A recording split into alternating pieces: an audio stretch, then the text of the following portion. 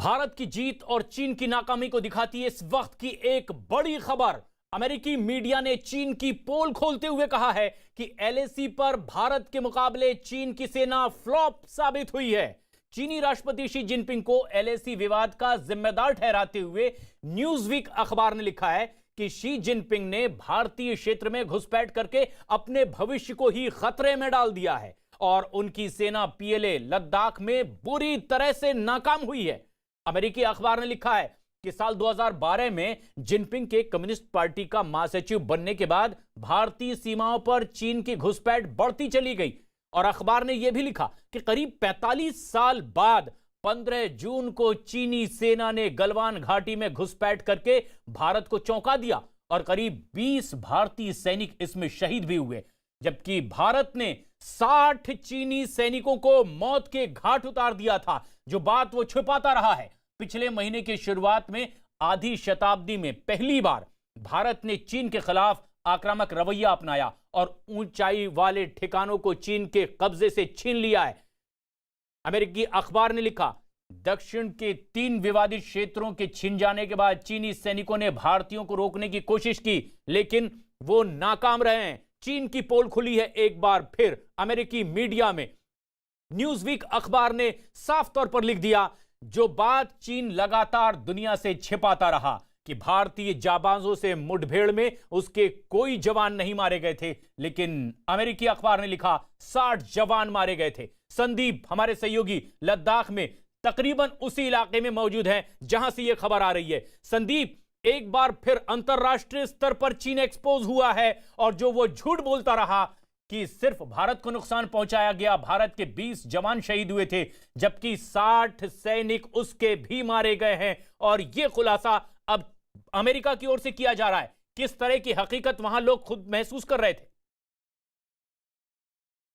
देखिए, अमेरिका जो है लगातार भारत और चीन के बीच चल रहे विवाद पर मॉनिटरिंग कर रहा है लगातार, क्योंकि इस पूरे इलाके में यही 2 बड़े देश हैं। अगर इन दोनों के बीच में किसी भी तरह का डिस्प्यूट होता है, बढ़ता है, तो जाहिर सी बात है कि पूरी दुनिया में कहीं ना कहीं इसका असर पड़ेगा। और शायद यही वजह है कि लगातार जो है अमेरिका की तरफ से वो सारी चीज़ें जो कि चीन छिपा रहा है, उन सब चीज़ों को बाहर निकाला जा रहा है। जब गलवान में हमारे 20 सैनिक शहीद हुए थे, जिसमें एक सीओ भी थे, कर्नल रैंक के अधिकारी, भारत ने उन सभी 20 सैनिकों का जो है जो शहादत है उसको जो है नमन किया और उस चीज़ को एक्सेप्ट किया कि हाँ, उस वक्त झड़प में हम लोगों के 20 सैनिक जो है शहीद हुए। लेकिन चीन एक ऐसा देश है जो कि अपने सैनिकों की शहादत को भी जो है वो कभी क्लेम नहीं करना चाहता। कुछ दिनों बाद कुछ तस्वीरें सामने आने लगी और चीन का झूठ फिर साफ हो गया कि जहाँ पे वो पूरा मेमोरियल बनाया गया था, वहाँ पे बाकायदा उन सोल्जर्स के जो है वो लगे हुए थे, स्टोन्स लगे थे, जिसमें साफ लिखा हुआ था कि इनकी ये जो है वहाँ मारे गए। तो चीन लगातार झूठ बोल रहा है, सारी दुनिया जानती है और सारी दुनिया की नज़र भी इस पर है। लेकिन इतना बिल्कुल तय है कि भारत इस वक्त अपनी इतनी ज़्यादा मजबूत पोजीशन पे इस पूरे इलाके में है, शायद इससे पहले कभी नहीं था। और अब जो है भारत ने चीन को घुटने के बल बैठाने के लिए मजबूर कर दिया है। संदीप, और यही वजह है कि जो लोग भारत के पक्ष में हैं, अब वो भी चीन की पोल खोल रहे हैं, उसके झूठ का पर्दाफाश कर रहे हैं। और चीन, जिसकी नीयत ही ऐसी रही है कि वो अपनी की करतूत को छिपाता रहा है, क्योंकि अंतरराष्ट्रीय स्तर पर यह वाजिब भी नहीं, लेकिन भारत ने कभी ऐसा नहीं किया। भारत ने बताया दुनिया को कि मां भारती की रक्षा के लिए 20 जवानों ने अपने प्राण की आहुति दे दी है, लेकिन चीन ऐसा नहीं कर पाया, जबकि उसे बड़ा नुकसान हुआ था। और अमेरिका के इस अखबार ने चीन की पोल खोली कि उसके 60 जवान भारतीय जवानों से मुठभेड़ में मारे गए थे, लेकिन चीन लगातार इस बात को छिपाता रहा है। लेकिन अब इसी तरीके के हालात हिंदुस्तान की सीमा से सटे इलाकों में और भी जगह देखे जा रहे हैं। यह मुस्तैदी भारतीय जवानों की ना सिर्फ लद्दाख में बल्कि उत्तराखंड में भी देखी जा रही है और अरुणाचल प्रदेश में भी। उत्तराखंड में विजय, हमारे सहयोगी लगातार बने हुए हैं। विजय, जिस तरह की तैयारी अब भारतीय सेना, वायुसेना कर रही है, क्या इसी वजह से चीन बैकफुट पर है और किस तरह की तैयारी अब आप वहां पर देख पा रहे हैं? आधिकारिक तौर पर क्या जानकारी आपके पास है?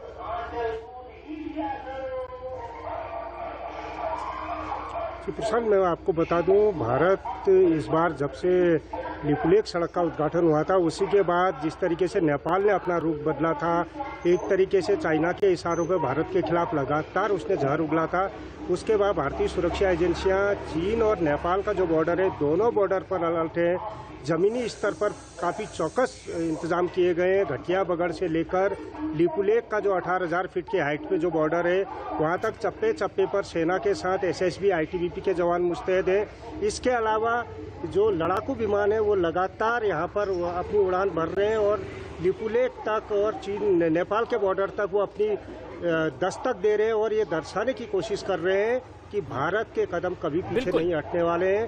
भारत आज मजबूत स्थिति में है, बॉर्डर की सुरक्षा को लेकर वो पूरी तरीके से अलर्ट है और साथ साथ में जो जवान हैं उनकी हौसला अफजाई भी कर रहे हैं। जो लड़ाकू विमान फाइटर जेट के मदद से पूरे इलाके को यहाँ पर देखा जा रहा है। इसके अलावा जो चिनूक है उसकी मदद से बॉर्डर के जो इलाके हैं, खासकर उच्च हिमालयी इलाका है, 18,000 फीट की ऊंचाई पर लिपुलेख दर्रा है, उस दर्रे में अब ठंड भी होने लगी है और धीरे धीरे जो बरसात का सीजन खत्म हो रहा है, मौसम के मिजाज में बदलाव आएगा, तो सैनिकों के लिए जो जरूरी सामान है वो भी पहुंचाया जा रहा है। वो पहुंचाया जा रहा है और पूरी तैयारी है। उत्तराखंड में ही नहीं, ये तैयारी हर उस सीमावर्ती प्रदेश में की जा रही है जहां जरूरत पड़ती है भारतीय जवानों की, और उनकी मुस्तैदी की वजह से ही आखिरकार चीन को मुंह की खानी पड़ी है। और अब अंतर्राष्ट्रीय स्तर पर भी ये झूठ चीन का बेनकाब हुआ है और अमेरिका के अखबार ने यह बात लिख दी है कि 60 सैनिक मारे गए थे चीन के भारतीय जवानों से टकराते वक्त, जबकि मां भारती की रक्षा के लिए 20 जवानों ने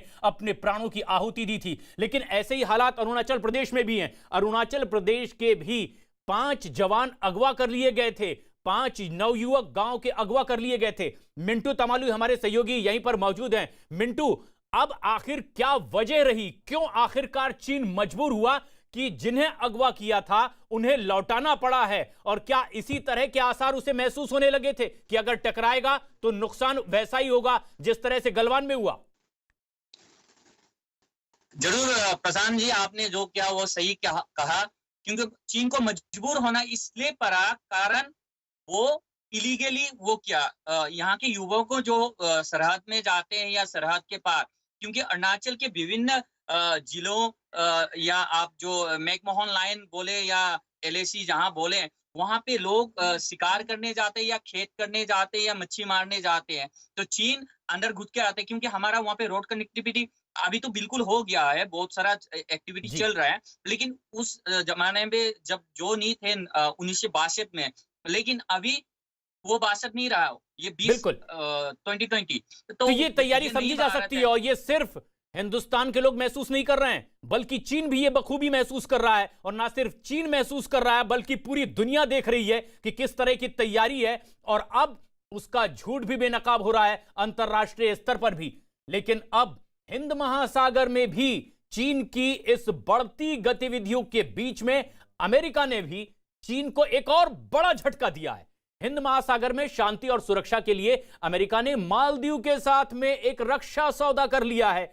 अमेरिका के दक्षिण पूर्व एशिया के लिए उप सहायक रक्षा मंत्री मालदीव की रक्षा मंत्री ने रक्षा समझौते पर हस्ताक्षर कर दिए हैं, और हिंद महासागर में मालदीव और दूसरे देशों के रिश्ते भी अब भारत और चीन के दोनों के लिए अहम हो चुके हैं।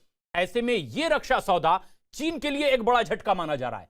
इलाके में कूटनीतिक रणनीति के तहत भारत ने भी मालदीव को आर्थिक पैकेज दिया है, और हिंद महासागर में मालदीव, श्रीलंका और बांग्लादेश की भी बेहद अहम भूमिका है। लेकिन चीन के लिए यह एक बड़ा झटका है। संदीप, आखिर क्यों सीधे तौर पर यह माना जाए, दर्शक भी समझना चाहेंगे कि अब चीन को इस समझौते से भी झटका लगेगा, भले ही समझौता उन दो देशों के बीच में हुआ हो।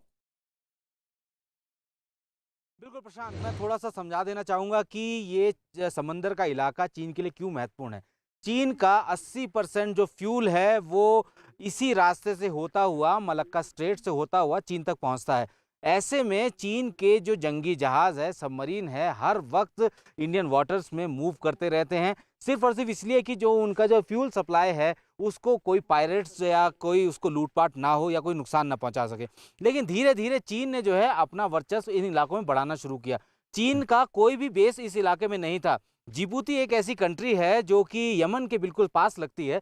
वहाँ पे सबसे बड़ा एयरबेस जो है वो अमेरिका का था। वहाँ से पूरे मिडिल ईस्ट को अमेरिका कंट्रोल करता है। लेकिन अब चीन ने उसी जिबूती में अपना एक बेस तैयार कर लिया है।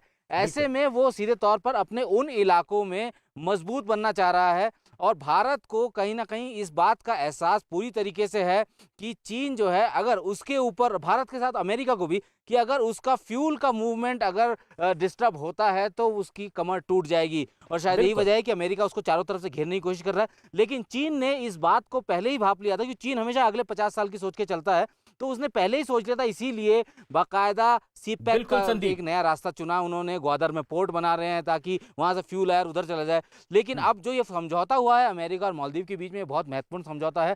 अब जो है चीन पर आसानी से नकेल कसी जा सकती है, खासतौर पे कि फ्रीडम ऑफ नेविगेशन का जो बेजा इस्तेमाल चीन लगातार कर बिल्कुल। रहा है समुद्री इलाकों में, अब जो है उसके नकेल कसनी शुरू हो गई है। और ये बात पूरी दुनिया देख रही है संदीप कि आखिर किस तरह से चाइना सिर्फ भारत से भिड़ते हुए घिर नहीं रहा है, बल्कि चौतरफा गिर रहा है। ये समझौता भले ही मालदीव और अमेरिका के बीच हुआ हो, लेकिन चीन को एक बड़ा झटका इससे भी लगा हुआ है। हिंद महासागर में जो पैठ बनाने की कोशिश हुई और किस तरह से वो घिरा है, इन तस्वीरों को देखकर आप अंदाजा लगा सकते हैं। उत्तराखंड की, लद्दाख की और अरुणाचल प्रदेश की ये तस्वीर हम आपको दिखा रहे हैं। एयर डिफेंस रडार उत्तराखंड में अब बहुत जल्द आगे बढ़ते हुए कदम। भारतीय सेना के जवानों के, वायुसेना के मुख्यमंत्री के से भी बातचीत हो चुकी है और एयरफोर्स को इजाजत भी इसकी दी गई है कि वो यहां अपना सिस्टम लगा सके, एयर डिफेंस रडार सिस्टम लगाए। एलएसी पर जिस तरीके से लद्दाख में सीमा पर चोटी पर काबिज हैं भारतीय जवान, उसी तरह से अरुणाचल प्रदेश में भी अब उन 5 युवकों को लौटाने के लिए मजबूर हुआ था चीन, जिसने उसे अगवा कर लिया था। लेकिन लगातार दुनिया को अपनी झूठी ताकत दिखाने की भी कोशिश करता रहा। अब औंधे मुंह गिरता नजर आ रहा है, गिरता नजर आ रहा है चीन। उत्तराखंड, लद्दाख और अरुणाचल प्रदेश की यह तस्वीर हम आपको दिखा रहे हैं। ऐसे में पूरी दुनिया को अपनी झूठी ताकत दिखाने वाले चीन को अंतरिक्ष में भी एक बड़ा झटका लगा है। बगैर तैयारी के अंतरिक्ष में भेजी गई चीन की रिमोट सेंसिंग सैटेलाइट जिलिन एक गोफेन 02C कक्षा में पहुंचने से पहले ही चूक गया है और बताया जा रहा है कि चीन की सैटेलाइट बीच रास्ते में ही भटककर क्रैश हो गई है। सैटेलाइट को चीन के समय के मुताबिक शनिवार दोपहर 1:02 पर जिकुआन उपग्रह प्रक्षेपण केंद्र से क्वाजू A1 रॉकेट के जरिए लॉन्च किया गया था और चीनी मीडिया के मुताबिक चीन के सैटेलाइट की लॉन्चिंग बुरी तरह से फेल हुई है। और यह एक और बड़ा झटका संदीप, ये एक के बाद एक चीन को झटके लगते जा रहे हैं। क्या ये चीन का खोखलापन अब सामने आ रहा है कि जो चीज वो करना चाहता था वो अब नहीं कर पा रहा है? और ऐसा ही हुआ है अब, जबकि वो सैटेलाइट लॉन्च करना चाह रहा था लेकिन पूरी तरह से फेल हो गया। देखिए प्रशांत, अगर चीन की बात करें, उसकी तो खुद की कोई टेक्नोलॉजी नहीं है। वो हमेशा टेक्नोलॉजी दूसरे देशों से चुराता है और उसके बाद उसको अपना नाम देकर जो है अपने काम को आगे बढ़ाता है। किसी भी चीज़ में, चाहे आप फाइटर एयरक्राफ्ट की बात कर लीजिए, चाहे आप बख्तरबंद गाड़ियों की बात कर लीजिए, आर्टिलरी गन्स की बात कर लीजिए, उसी तरीके से स्पेस साइंस में भी हालांकि चीन अपने आप को काफ़ी मजबूत बना चुका है। लेकिन बहुत समय ऐसा होता है जब इस तरीके की चूक हो जाती है। जाहिर सी बात है, जिस वक्त इस रॉकेट ने उड़ान भरी उसके बाद लगातार उसके पैरामीटर्स को जो है मॉनिटर किया जाता है, लेकिन एक हाइट पर जाने के बाद उसके पैरामीटर जो है वो गलत दिखाने लगे। यानी कि जिस सटीक पाथ से उस रॉकेट को जाना था, वहां जाके उसके कुछ माल फंक्शन की तरीके से चीज़ें आई और उसके बाद जो है इस पूरे मिशन को अबॉर्ट करना पड़ा। कह सकते हैं कि ये चूक भले ही हो सकती है चीन की तरफ से, लेकिन ये जल्दबाजी भी हो सकती है चीन की तरफ से कि किसी भी ऐसे प्रक्षेपण से पहले उसने अपनी तैयारी पूरी नहीं की। और जाहिर सी बात है कि अगर इस तरीके की घटनाएं बार बार होती रही तो चाइना, जो अपने आप को स्पेस में सबसे महत्वपूर्ण मानता है इस पूरे इलाके में अमेरिका के बाद, वो जो है अपने उस छवि को भी नीचे ज़मीन पर गड़ जाएगा वो। और जाहिर सी बात है कि इस तरीके के फेलियर जो है चीन के मनोबल के लिए भी बहुत खराब है, क्योंकि अगर चारों तरफ से वो लगातार घिरा हुआ है, सभी देश जो है जिन पर उन्होंने कब्जा किया है वो उसके अगेंस्ट हैं। बाकी सब लोग जो है विवाद से वो जूझ रहा है, उसके बाद इस तरीके का एक बिल्कुल। फेलियर कहीं ना कहीं उसके तो ये मनोबल, संदीप उसके एक मानसिकता बड़ा पर जो है फेलियर है चीन का, ऐसे में जबकि वो चौतरफा घिरता जा रहा है, बगैर तैयारी के सैटेलाइट लॉन्च करने की उसकी कोशिश चारों खाने चित हुई है। ना सिर्फ जमीन पर बल्कि चोटियों पर भी और अंतरिक्ष में भी लगातार वो नाकाम होता जा रहा है। लेकिन एलएसी पर तनाव के बीच भारत ने आगे की रणनीति पर काम करना शुरू कर दिया है। चीन को झुकाने के लिए भारत ने एक नया प्लान बनाया है। कोर कमांडर स्तर की होने वाली अगली बैठक में भारत अब दबाव बनाएगा चीन पर, और इसके लिए भारत ने पैंगोंग इलाके में अपना दबदबा भी कायम कर लिया है और अपनी स्थिति को और बेहतर कर लिया है, मजबूत कर लिया है। भारत की रणनीति यह है कि अप्रैल से पहले की स्थिति में जाने के लिए चीन मजबूर हो जाए, और यह बात भारत लगातार चीन को कहता रहा है कि आप अप्रैल से पहले की स्थिति एलएसी के उस इलाके में बनाएं। लेकिन चीन अपनी बुरी नीयत लेकर आगे बढ़ने की कोशिश करता रहा। लेकिन अब जबकि वो चारों खाने घिरता रहा है, चित होता रहा है, अब ये एक नई योजना है भारत की ओर से। तो इस बार भारत अब चीन को पूरी तरह से घेरने और उसे सबक सिखाने के लिए तैयार बैठा हुआ है। अब 5 बैठक बेनतीजा अब तक रही है और भारत की नई रणनीति इसी लिहाज से बनाई गई है। अगले हफ्ते भारत और चीन के बीच यह बैठक होने की उम्मीद की जा रही है। पैंगोंग इलाके की पहाड़ियों पर भारतीय सैनिकों ने अपना मोर्चा जमा लिया है और दक्षिण पैंगोंग इलाके में भारत ने अपनी स्थिति को और मजबूत कर लिया है। और बैठक से ठीक पहले चीनी सेना पर भारतीय सेना ने अपना दबदबाया पूरी तरह से कायम कर लिया है। चोटी पर भारतीय सेना की मौजूदगी से अब चीन पूरी तरह से बैकफुट पर खड़ा नजर आ रहा है। ऐसे में बैठक में अब चीन पर दबाव बनाना भारत के लिए आसान भी होगा और अप्रैल से पहले वाले स्थिति में जाने को अब भारत चीन को मजबूर कर सकता है। एलएसी पर चीन की सेना कम करने के लिए लगातार कहता रहा है भारत, लेकिन वो मान नहीं रहा। लेकिन अब भारत ने स्थिति अपनी मजबूत की है ताकि चीन घुटने टेकने के लिए मजबूर हो जाए। संदीप, अगर लद्दाख में इस तरह की स्थिति बनी हुई है तो बात तो कई बार भारत ने की है, कई बार इसी तरह के रिक्वेस्ट किए गए कि आप पीछे हटें। ये उल्लंघन है उन नियमों का, उस बात का, उस संधि का जो हम लोगों के बीच अक्सर होती रही। लेकिन अब भारत ने स्ट्रेटेजी बदल दी है। अपनी पोजीशन को पुख्ता और मजबूत करते हुए चीन को मजबूर किया जाएगा। आखिर कैसे, क्या आप देख पा रहे हैं, महसूस कर पा रहे हैं लद्दाख में इस वक्त जहां आप मौजूद हैं?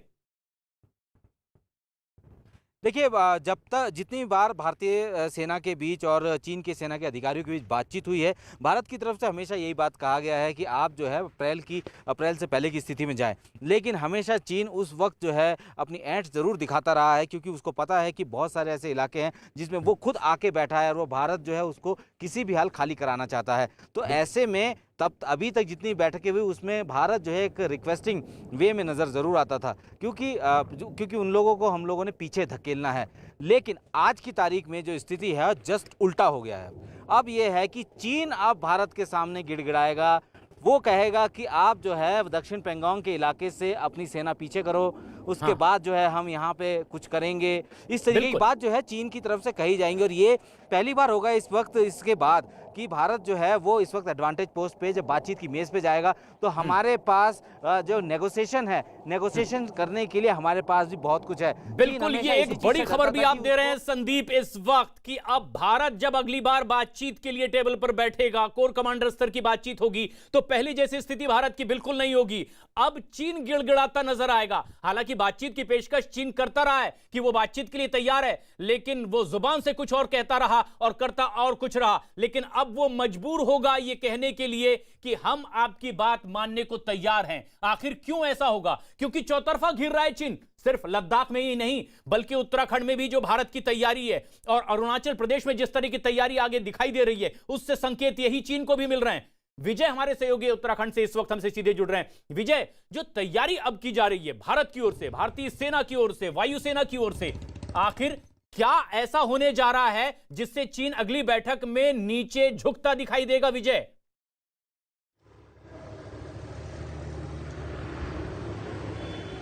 प्रशांत, मैं आपको बताऊं कि उत्तराखंड का जो इलाका है, इन इलाकों में बीते सालों में अगर हम लोग देखें तो चीनी घुसपैठ हुई है, बारावती के बॉर्डर पे हुई है। लेकिन इस बार भारत ने कतई कोताही के मूड में नहीं है। पूरा का पूरा जो बॉर्डर है, उत्तरकाशी, चमोली, पिथौरागढ़, इस बॉर्डर पर पूरी तरीके से अलर्ट है। और खासकर जो पिथौरागढ़ का इलाका है, ये नेपाल, दो देशों से इस जिले की सीमा मिलती है, चीन से भी और नेपाल से भी। तो इसमें सबसे संवेदनशील बॉर्डर लिपुलेख का बॉर्डर है, तकरीबन 18,000 फीट की हाइट में। और हम लोगों ने देखा कि जब से लिपुलेख सड़क कटी है, उसके बाद से ही वहाँ मई के महीने से सुरक्षा तंत्र पूरी तरीके से अलर्ट मोड में है।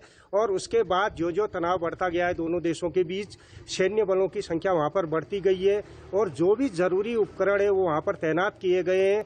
कई चीज़ें हम सुरक्षा कारणों से नहीं बता पा रहे, लेकिन इसको इस रूप में समझा जा सकता है कि इस बॉर्डर को लेकर भारतीय सुरक्षा एजेंसियां पूरी तरीके से चौकस है, चाक चौबंद सुरक्षा व्यवस्था है। एसएसबी, आईटीबीपी और आर्मी के बीच पूरा कोऑर्डिनेशन यहाँ पर बनाया गया है।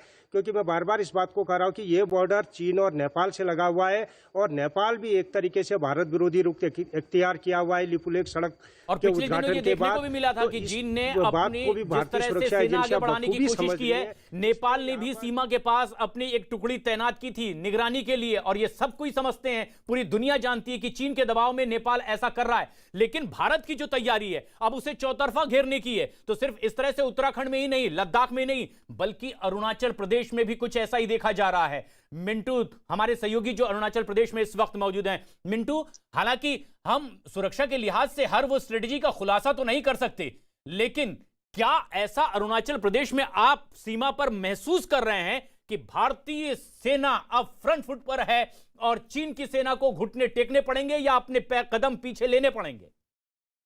बिल्कुल सही कहा आपने। सुरक्षा के मामले से हम लोग विस्तार से नहीं बता पाएंगे। अरुणाचल जो कि 11,000 किलोमीटर का जो आपका जो है वो बॉर्डर है, तो वहाँ पे काफी मात्रा में ये 6-5 सालों में जो देखा गया है, मेचुका साइट, टुटिंग सेक्टर, उसके बाद आपके इंक्योंग जो वहाँ पे है टुटिंग सेक्टर, और तवांग जहाँ पे टनल बन रहा है, सेला के नीचे से टनल बन रहा है 2.9 किलोमीटर के, 2,900 किलोमीटर के जो टनल बन रहा है, वो बर्फीले इलाका है सेला, जो कि 14,000 कितना फीट अबव सी लेवल के हैं। तो वो बर्फीले समय पे वाहन नहीं जा पाते हैं, इंडियन आर्मी की मूवमेंट नहीं हो पाते हैं, जहाँ पे 1962 की लड़ाई हुए थे वो समय। तो अभी ये टनल बन रहे। खुद मुख्यमंत्री पेमा खांडू ने पिछले 3 दिन पहले मुआयना किया वो उस टनल का, वो बीआरओ ने बना रहे हैं। उसके बाद मेचुका साइड में जाए तो हम नहीं खुलासा नहीं करेंगे अभी, क्योंकि सिक्योरिटी मेजर के वजह से मैं नहीं बता पाऊंगा आपको। लेकिन मैं बोलता हूं कि मैं खुद ही बॉर्डर पे गया, मैकमोहन लाइन तक गया, मैंने खुद देखा टुटिंग सेक्टर, मेचुका सेक्टर, आपके चगलागाम, किबिटू, वालोंग, उसके बाद आपके ये दामिन, सारली, हुरली, ये सब इलाका मैंने मुआयना किया। मैंने देखा वहाँ पे बहुत सारा इंफ्रास्ट्रक्चर जो हमारा डेवलपमेंट हो रहे हैं, और आर्मी के जो मूवमेंट और यहाँ के जो पब्लिक है जो सपोर्ट दे रहे हैं, पहले से देते आ रहे हैं और हमेशा दे रहे हैं। और देखा जाए तो चीन अभी बैकफुट में है, इंडियन आर्मी और वो इसी वजह से, क्योंकि ये इस तरह की डिप्लॉयमेंट पहले नहीं देखी जा रही थी, इस तरह की स्ट्रेटजी पहले नहीं बन रही थी। हालांकि विचार जरूर होता था, लेकिन अब जो अमल हो रहा है जमीनी तौर पर, उससे चीन भी घबराया हुआ है कि आखिर किस तरह से सीमा पर हर प्रदेश में मुख्यमंत्री भी पूरी तरह से सहयोग कर रहे हैं। और ना सिर्फ अरुणाचल प्रदेश में, उत्तराखंड में भी मुख्यमंत्री ये कह चुके हैं कि राष्ट्र की सुरक्षा सर्वोपरि है, जो करना पड़ेगा वो कदम सीमा पर उठाए जाएंगे। और एलएसी पर भारतीय सेना ने अपनी स्थिति को और मजबूत इसी लिहाज से कर लिया है। पेंगोंग लेक के नॉर्थ बैंक पर चीन के फिंगर 5 और फिंगर 6 पर बेस जरूर चीन की तरफ से बना लिए गए हों, लेकिन इनकी चोटियों पर भारतीय सेना डटी हुई है। और इसी वजह से अब भारत को इस पूरे मुद्दे पर बढ़त हासिल है। ऊंचाई पर सेना की मौजूदगी की वजह से भारत का अपर हैंड है और चीन की सेना बैकफुट पर जाने के लिए मजबूर है। यहां भारत ने चीन की साजिश को पूरी तरह से नाकाम कर दिया है और चीन की कोशिश यही थी कि वो लगातार आगे बढ़े। लेकिन अब हम आपको समझाना चाहते हैं कि दरअसल भारत की क्या स्ट्रेटजी है जिसकी वजह से चीन घुटने टेकने को मजबूर है। ये पूरी हालात को वहां से अब आप समझिए। दरअसल पेंगोंग लेक का नॉर्थ बैंक 8 फिंगर में बटा हुआ है। जिस तरह से उंगलियां दिखाई देती है, मानचित्र में कुछ इसी तरह से ये पहाड़ियों के शिखर यानी कि चोटियां उंगलियों की तरह लंबी लंबी सी दिखाई देती है। और ये 8 भागों में बटा हुआ है, फिंगर 1 से लेकर फिंगर 8 तक।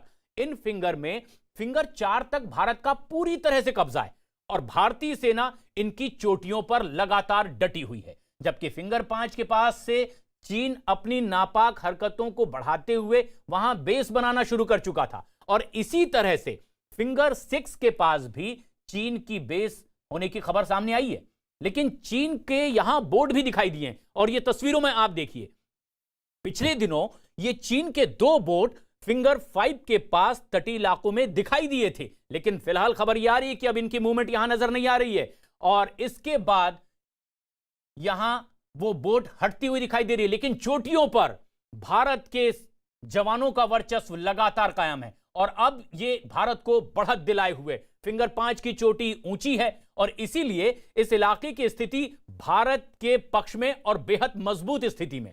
यहां भारतीय सेना तैनात है, भारतीय सेना के कैंप भी यहां बन गए हैं, इसके अलावा आईटीबीपी का कैंप यहां पर पूरी तरह से लग चुका है। भारत ने यहां सड़क भी बना लिया है और इन तस्वीरों में आप देखिए किस तरह से लगातार सड़क का काम होता रहा, भारतीय सेना आगे बढ़ती रही, भारतीय सेना का बेस कैंप यहां पर बन गया और चोटियों पर इन्हीं रास्तों से आगे बढ़ते हुए भारतीय सेना काबिज हो गई और सेना ने अपनी स्थिति को इस पूरे इलाके में और मजबूत कर लिया। आईटीबीपी का कैंप यहां पर लग गया। सेना के पास अब ये जो पोजीशन भारतीय सेना के पास में है उसकी वजह से चीन पीछे हटने को मजबूर है, क्योंकि अब भारतीय सैनिक इन चोटियों पर काबिज हैं और जिन निचले इलाकों में चीन दाखिल होने की कोशिश कर रहा था वहां उसकी परेशानियां बढ़ चुकी है।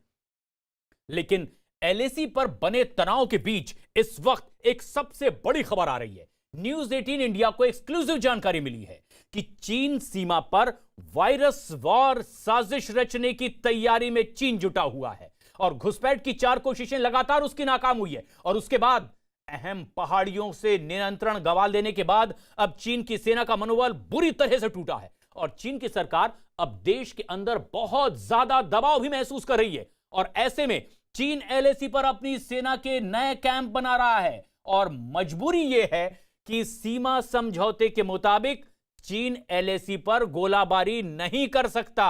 ऐसे में इंटेलिजेंस सूत्रों की यह खबर आ रही है कि चीन एलएसी पर कोरोना बम विस्फोट करने की साजिश रच सकता है।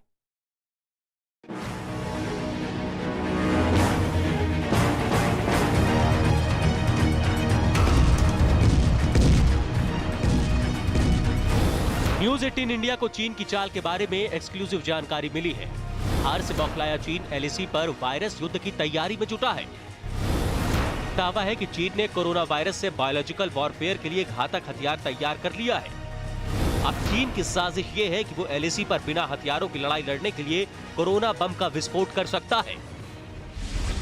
एलएसी पर हथियारों के इस्तेमाल को लेकर भारत और चीन के बीच 1993 में एक समझौता हुआ था। उस समझौते के तहत 3,500 किलोमीटर लंबी एलएसी पर दोनों देश गोलीबारी नहीं करेंगे और शायद अब तक उसी समझौते से दोनों देश बंधे हुए भी हैं।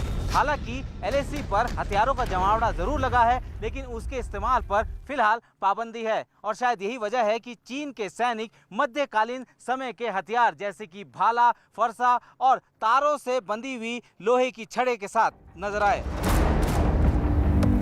एलएसी पर चीन अपने तोपखाने में बड़े बड़े ठिकाने बना चुका है और तिब्बत में बारूद बरसाकर प्रोपेगेंडा वीडियो जारी कर रहा है।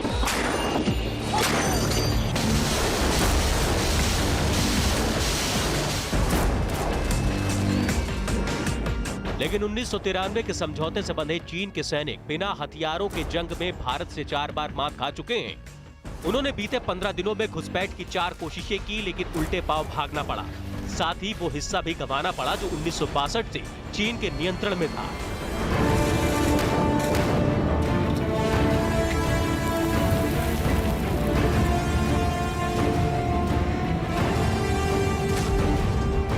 ये जश्न चीन के सैनिकों की उसी हार का है जब भारतीय सेना के एसएफएफ के जवानों ने चीन के सैनिकों को ब्लैक टॉप से उठाकर घाटी में पटक दिया था। उसी दिन से चीन लगातार हथियारों की नुमाइश के प्रोपेगेंडा वीडियो जारी कर रहा है।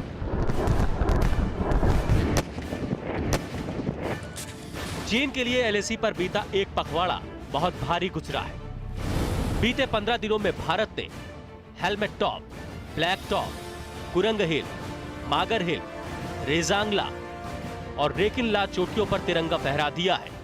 ये सारी चोटियां वो हैं जहां 1962 की लड़ाई में भारत चीन के बीच जोरदार जंग हुई थी। इन चोटियों के साथ साथ भारतीय सेना ने फिंगर 4 की चोटियों को भी अपने कब्जे में ले लिया है। यानी भारत की सेना का कंट्रोल अब फिंगर 4 पर पूरी तरह हो चुका है। इसीलिए चीन बातचीत की मेज पर आया है, लेकिन बातचीत भी सिर्फ चीन का दिखावा ही है। रूस के मास्को शहर में हुई बातचीत में चीन एलएसी के विवादित हिस्से से सैनिक हटाने के लिए राजी हो गया है। दोनों देशों के विदेश मंत्रियों की बैठक में तनाव घटाने पर सहमति बनी, लेकिन अगले ही दिन चीन मॉस्को में किए गए वादे से मुकर गया। खुफिया सूत्रों से मिली जानकारी के मुताबिक चीन ने एलएसी पर नए सैन्य ठिकाने बना लिए हैं। एलएसी पर भारतीय सेना की चोट से बौखलाया चीन बातचीत का दिखावा कर रहा है। भले ही चीन की सरकार ने भारत की सरकार से ये वादा किया हो कि वो एलएसी पर तनाव कम करने के लिए अपनी सेना को पीछे करेगा, साथ ही दोनों देश मिलकर एलएसी के इलाके में शांति कायम करेंगे, लेकिन जिस वक्त ये शांति की वार्ता हो रही थी उससे कुछ दिन पहले ही पेंगोंग झील के किनारे चीन अपनी सैन्य ठिकाने को तैयार कर रहा था। और एक बड़ी खबर इस वक्त आ रही है। पूर्व केंद्रीय मंत्री रघुवंश प्रसाद सिंह का निधन हो गया है।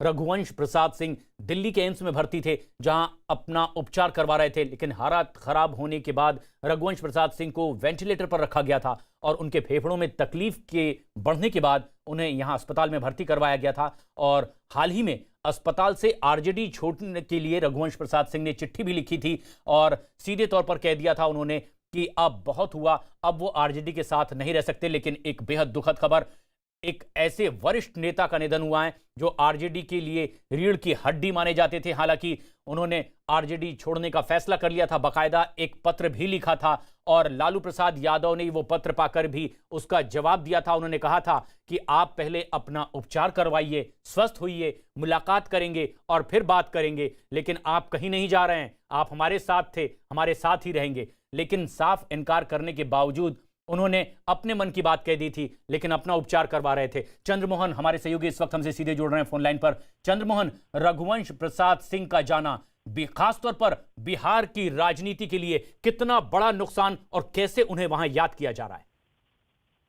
बिल्कुल, देखिए रघुवंश बाबू जो वैशाली से सांसद रहे और केंद्र में मंत्री रहे, उनका इस तरह से जाना जाहिर सी बात है। अभी बिहार की राजनीतिक गलियारों में शोक की लहर है और उनका जो अपूरणीय क्षति है वो कभी भी पूरा नहीं किया जा सकता है। साफ तौर पर जो भी बिहार के नेता हैं वो ये कह रहे हैं कि इस तरह के नेता जो समाजवादी नेता थे और बिहार को और देश को कैसे आगे लेकर जाना है, इसको लेकर हमेशा सोचते थे। इस बीच उनकी तबीयत खराब हुई थी और पहले उनको कोरोना हुआ, फिर उनको पटना एम्स में भर्ती कराया गया था, फिर एम्स में भर्ती कराया गया था। उनको ठीक हुए थे और आज से तकरीबन एक सप्ताह पहले वापस आए थे और इसी दौरान फिर उनके फेफड़े में शिकायत हुई, सांस लेने में परेशानी हो रही थी, जिसके बाद उनको दिल्ली के एम्स में भर्ती कराया गया था। और इस बीच परसों रात में उनको वेंटिलेटर पर रखा गया और लगातार वहां से खबरें आ रही थी कि स्थिति क्रिटिकल होते जा रही है और आज